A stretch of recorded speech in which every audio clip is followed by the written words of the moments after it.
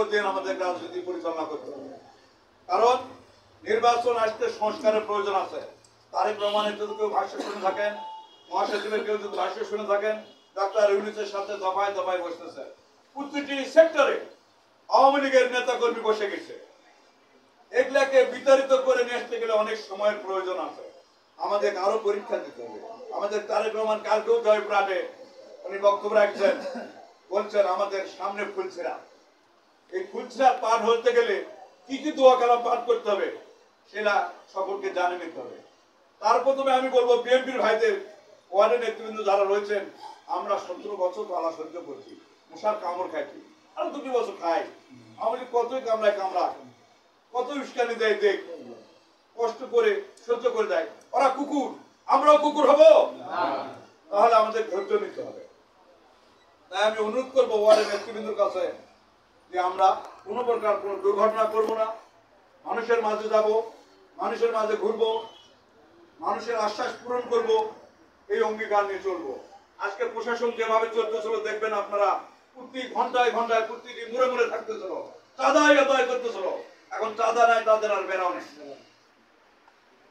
কোথায় মোহাম্মদ আলী, কোথায় মোজার, কোথায় আমিরুল, কোথায় হান্নান, কোথায় জহুরুল, খুঁজে বেড়াচ্ছ, এখন কিন্তু খোঁজ নাই। আমি অনুরোধ রাখবো ওয়ার্ডের নেতৃবৃন্দর কাছে, যুবদলের ভাইরা রয়েছেন, তাদের রক্ত এখন গরম, আমাদের রক্ত কিন্তু শীতল হয়েছে। এই গরম রক্তকে একটু শীতলের দিকে নিয়ে আসেন, নিয়ে আসে মানুষের মনকে জয় করে। ছাত্রদলের ছোট ভাইকেও বলবো, শীতল হয়ে আসে, একটু আগামী দিনটাকে আমাদের ফুলছেরা পার হওয়ার মতো সুযোগ ঠিক করে দেন।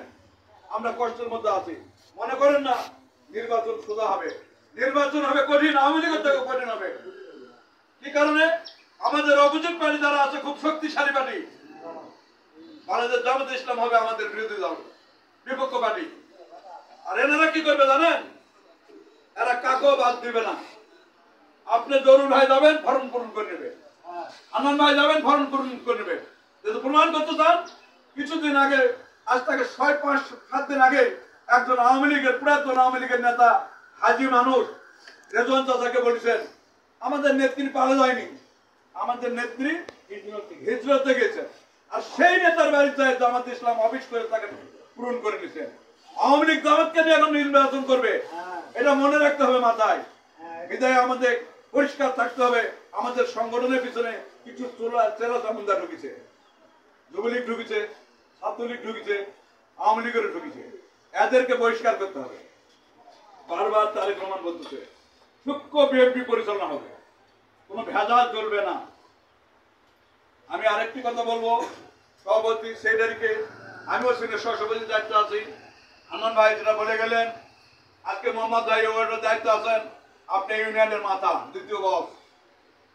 আপনার ওয়ার্ডের নেতাদের সম্মান আপনাকে দিতে হবে, তাদের দ্বারা আপনাকে কাজে হাজির করে নিতে হবে, নাহলে তারা মূল্য করবে। মোজার ভাই যে ওয়ার্ড আছে, মোজার ভাইয়ের ওয়ার্ডের নেতাদের দায়িত্ব দিতে হবে, আপনারা এরা করেন, তাহলে তারা খুশি থাকবে, তারা অগ্রগতি হবে।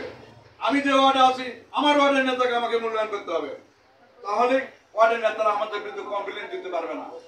এটা আমাদের নিজেদেরকে সমঝোতা করে নিতে হবে। আর 51 সদস্য যে বিষয়টা নিয়ে বলা হয়েছে মিটিং, 51 কিসে? 51 আপনারা মতবিনিময় সভা করে নেবেন, 51 নয়, 351 গুণ হোক, যোগ হয় মিটিং হোক ওয়ার্ডে। আমাদের এখানে বিপক্ষ পার্টি রয়েছে, আপনারা জানেন, মনোনয়ন প্রত্যাশী বেশ কিছু তুর্কে বেড়াচ্ছে, তারা লাইন চলতে পারে, পথ পায়নি, পথ পাইলে কিন্তু নাই না কথায় বলতো, পথের নিশা তাদের খুব। আজকেও শান্তি নালি তো পড়া হচ্ছে, আমরা 2 ব্যথা খুব কষ্ট আছে, আজকেও পড়া হচ্ছে, করোনা তখন আসবে। হ্যাঁ, এখানে ঘটনা হলো কিছু কিছু টাকা অকাম কুকাম করতে, যেটা সারুল ভাই বলে গেল, ওই সমস্ত নেতারা যারা আমাদের ওয়ার্ডের নেতারা আছে, তারা কিন্তু খুঁজ নিয়ে দেখেন একটা ওয়ার্ডের নেতা কোনো ক্ষতি করেনি। ক্ষতি করতেছে ওই সমস্ত গ্রুপের নেতারা যায় চাঁদাবাজি করতেছে। সেদিনকে আমরা এক জায়গায় হাতে নাতে ধরেছি, এক প্রতিষ্ঠানে যাবে 2000 টাকা দিতে হবে, তাহলে তারা দোষ করতেছে, সেই দোষটা আমাদের নেতাদের আসতেছে। আমি আমাদের ওয়ার্ডের নেতা ভাইদের বলবো যে আপনারা সজাগ হয়ে কোন জায়গায় তারা কি করতেছে ধরে প্রয়োজন বলে তারেক রহমান নির্দেশ পুলিশে দেন। এখন তোমার সতর্ক করে দেওয়ার পর যদি না শুনে পুলিশের হাত তুলে দেন, ওইরকম বিএনপির দরকার নেই। আর আওয়ামী লীগের কোনো ভাই যদি আশপাশে তাকে নেন না, সরে দেন। 70 বছর ধরে জ্বালা দিছে, মশার কামড়ে যে কত ঘাও হয়েছে কারো কারো। দুলাল ভাই রাত 12টার সময় ঘুম পাড়া যায় না, তো রোজগারি সুতো আছে, দুলাল ভাই রেখে দিছে। আমি বললাম ঠিক বলছি, পুলিশ দেখি দুলাল ভাই কি হলো ভাই, ওটা আসবে তরমুজ বাড়ি আপনি করে আমি পাঁচ খবর। এই কয়েকদিন আগে কার ঘটনা। যাক, সকলেই ভালো থাকবেন, দলকে সুসংগঠিত করবেন, আমার এটা প্রস্তাব।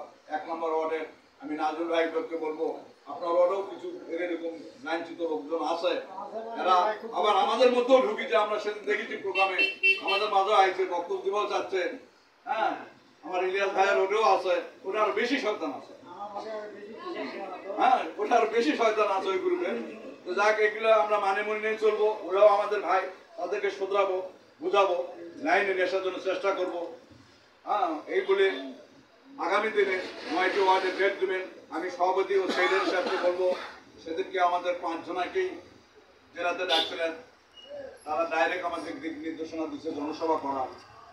ডেটটা যত ওরা তরিত করুক, আমাদের 8টা ইউনিয়ন, এখনো কোনো ইউনিয়ন শুরু করেনি, তাহলে আমরা আমাদের ইউনিয়ন ওয়ার্ডগুলো আমরা এর মধ্যে সারে নেই।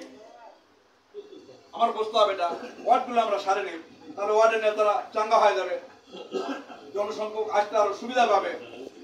আমরা যদি 5-7 জন বা প্রতিটা ওয়ার্ডের নেতা, আজকে 1 নম্বর হলো 9 থেকে শুরু করে সবকটা ওয়ার্ডের নেতাকে আমরা বসে দিলাম।